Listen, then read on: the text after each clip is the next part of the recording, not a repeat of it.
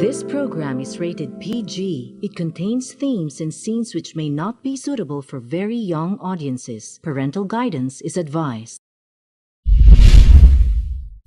advised that the views and opinions of the hosts and guests do not reflect those of the station.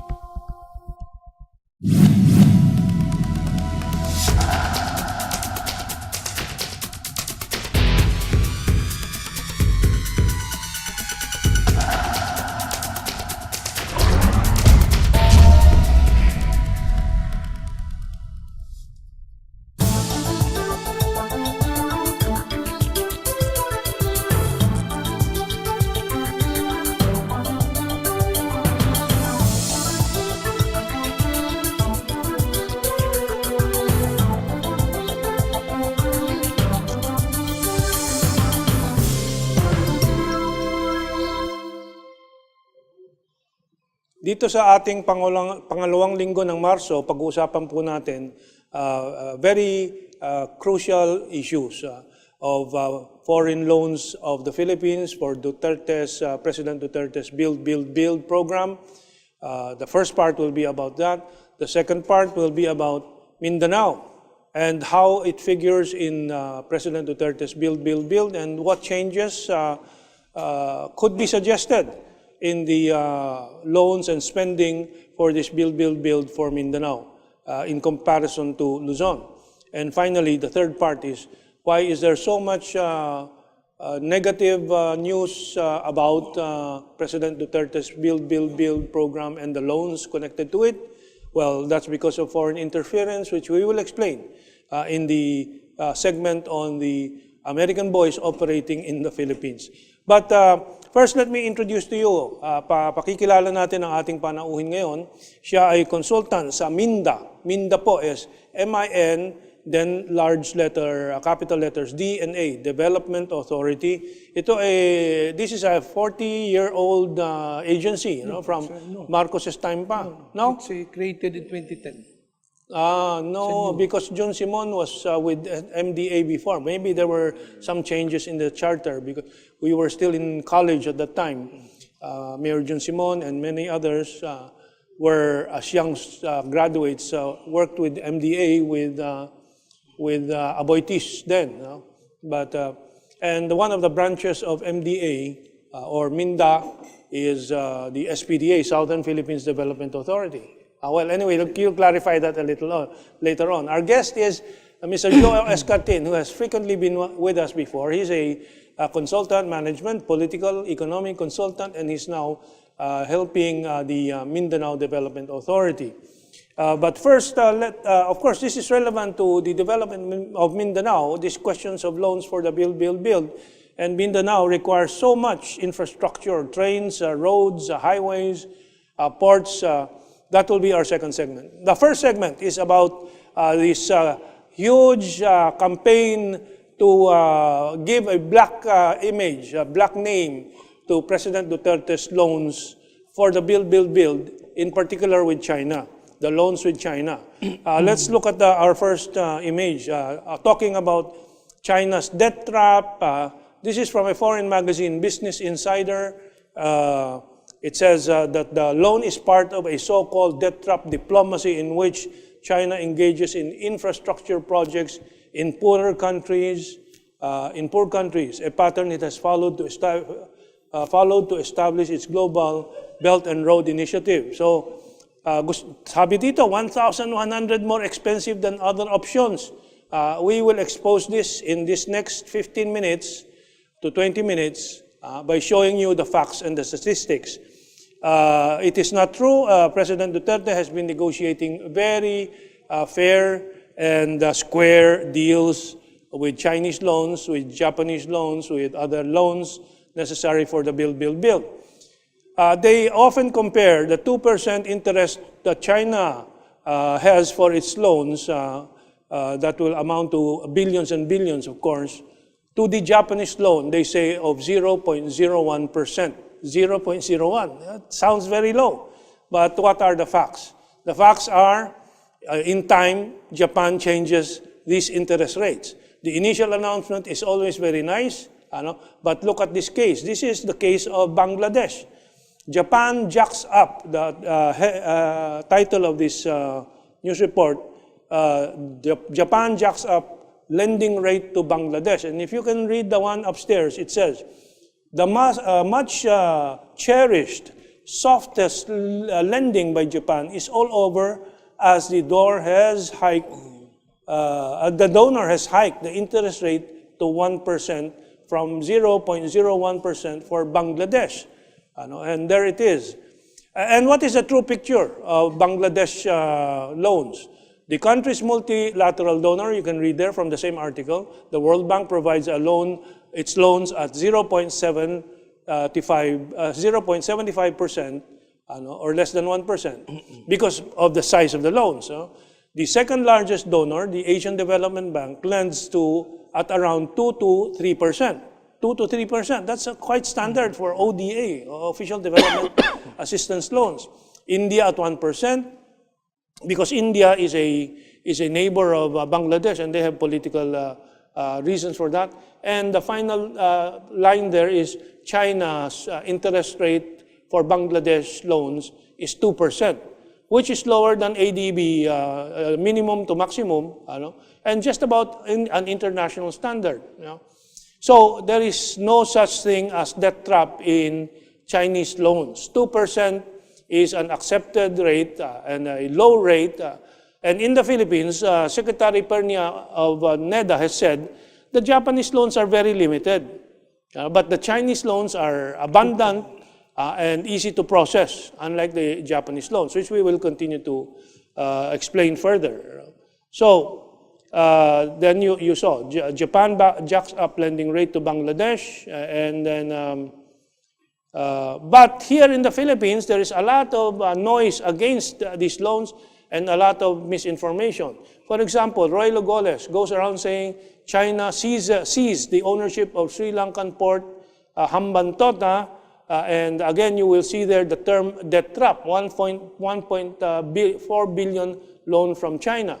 We have discussed this and we repeat it again. In the next image you will see what the true picture which we researched, what the true picture is in Sri Lanka. Let's look at the next image.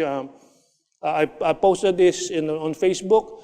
The bilateral loans of Sri Lanka, for China it's 117.3 billion rupees. India 137 billion rupees. Japan is 457 billion rupees. Asian Development Bank is 533 billion rupees. And International Development Association 391, almost 400 billion rupees. China is only, it's not even 1/10 of the entire loan package. And how can they claim it's a Chinese debt trap?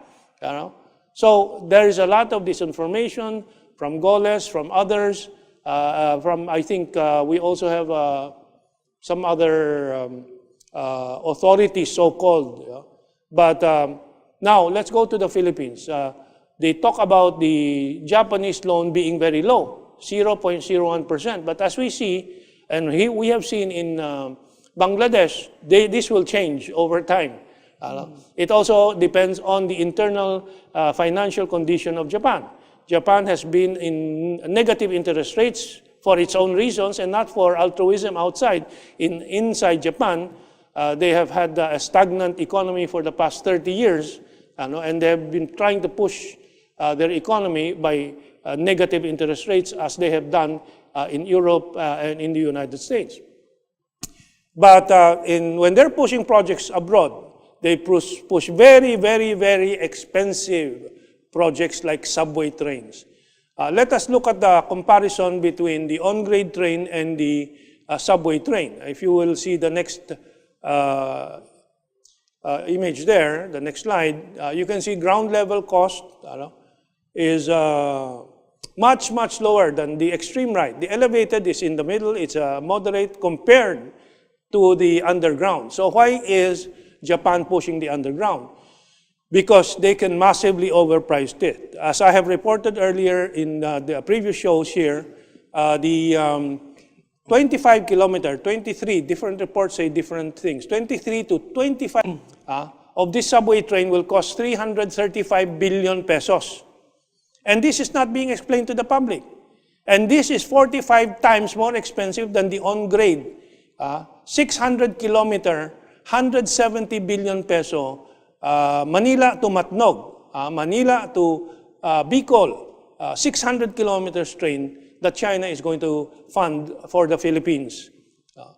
And that costs only 292 million pesos per kilometer, this on-grade train, that is 600 kilometers, compared to the 14 billion peso per kilometer of 24 or 25 kilometer of the Japanese subway. This will be our focus on the second part of this show.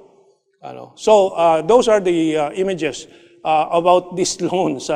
What's your reaction to my explanation here? Well, Kamentong, nakakabigla talaga yan. Kasi if you look at the mindset of the economic managers and the national leadership, not talking about President Duterte. Now, you're including the economic advisors, yes, the economic planners. Yeah.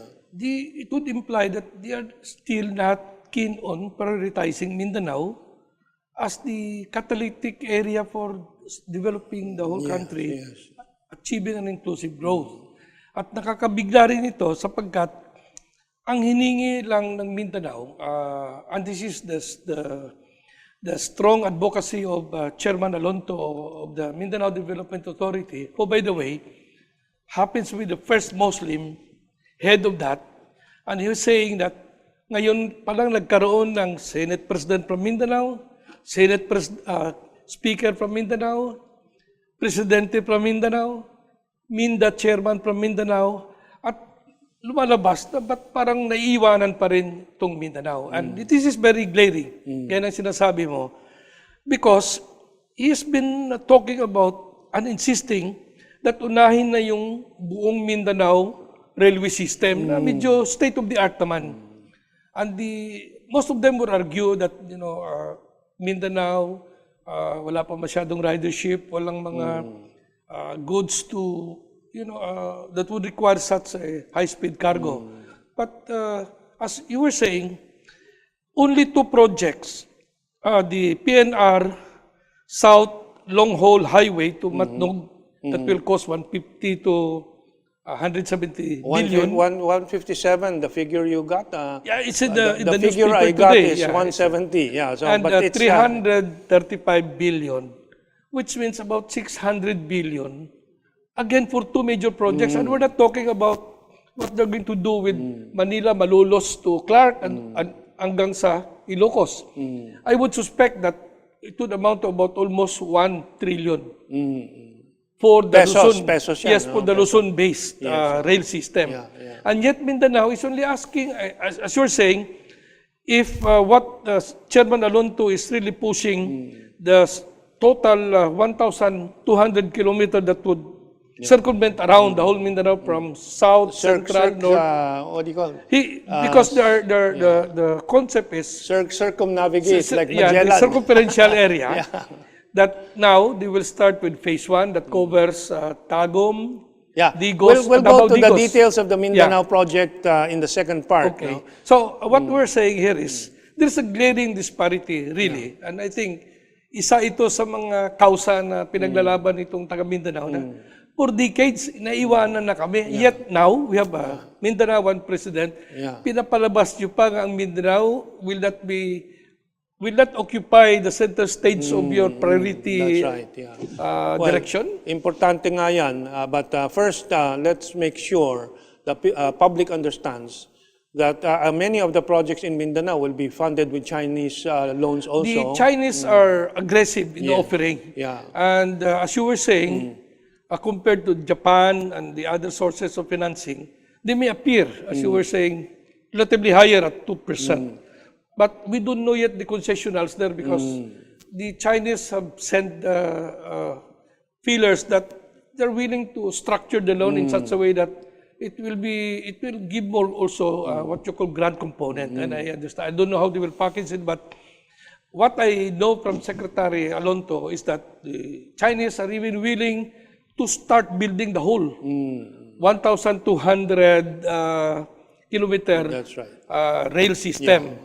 And what I'm saying, kung bakit sabi ko, medyo nakakamangha ito, kasi kung yung dalawang malaking project na sinabi mo, na yung subway at 335 billion and another one's to the Penad long haul to Matnog is about 170, that's almost 600 billion. That's right. And that long haul is 600 kilometers. Now, Mindanao is asking initially, at least, dapat gusto pa nila may mga lines pa connecting sa Buanga, na kung pwede, yung 1,200, and if the cost is almost similar, it may be cheaper than the PNR because walang masyadong right of way na mahal. That's right, yeah. It might even cost less than, so if you double the distance of Manila to Bicol of 600 kilometers and Mindanao needs at least 1,200, you can estimate that it will cost something like 150. It's almost about 300. Yeah. About 300 billion. Given the negotiability of the Chinese loans, and you were mentioning off the air when we were preparing for the show that, as you know, the loans that run normally today is how many percent? 5, 6%, 7%? Well, commercial financial loans, institutions, about 6%. The most that you can get from ADB World Bank was about 3, the cheapest, about 6 on the average. So, relatively, the Chinese offer is still cheaper. But what they're saying is the Japanese is offering a cheaper one. But as we're saying, you will not know what is the internal arrangement. That's right. They can balloon the that's what Bangladesh has seen. That news item I reported is dated November 2017. So that gave a shock to Bangladesh because they were very happy with 0.01%. Then suddenly it's being raised to 1%, and then the 40-year repayment period was shortened to 30. And every 6 months they can review the rates. So there are a lot of details that people should look at and not just swallow the propaganda of those that are anti-China, like the sources from America, Business Insider, writers from these publications. Forbes, for example, came out last year with an article by Underscore saying that the Chinese loans will be 10%, 20%, which is ridiculous. No, they're just shocking people and trying to create a situation where there will be tremendous misunderstanding and maybe the deals will collapse. And so that is being done also by what I call amboys like Roy Logones and so on in the Philippines. So let's hope this does not happen, and we have to keep clarifying and reporting the facts. Okay, so Minto, yes, before you go ahead. proceed, meron lang akong papunain kasi as you were saying earlier, if you look at the economics of that subway costing 335 billion, what will it solve? They will address traffic problem and probably enhance the mobility of people and be productive. But what we're saying is that Mindanao Rail, once create connectivity in the entire Mindanao, you are not only catalyzing economic development, you are addressing more serious problem of peace and order because it will send a message to the Mindanaoan and even to our brother Muslims. It's about, at least now we are being put in the center stage of their policy priorities. It would be, very difficult to reconcile. Well, you have a Mindanaoan president, and yet you seem to get a feeling that the priority given to Mindanao is not that commensurate to the advocacy of your current leadership. And the subway project can be replaced with an elevated project, which will be 1/3 the cost of a subway. And that is easily done from Quezon Memorial Circle through C5, Katipunan C5, which is still free, and very open for an elevated railway to NAIA for 25 kilometers.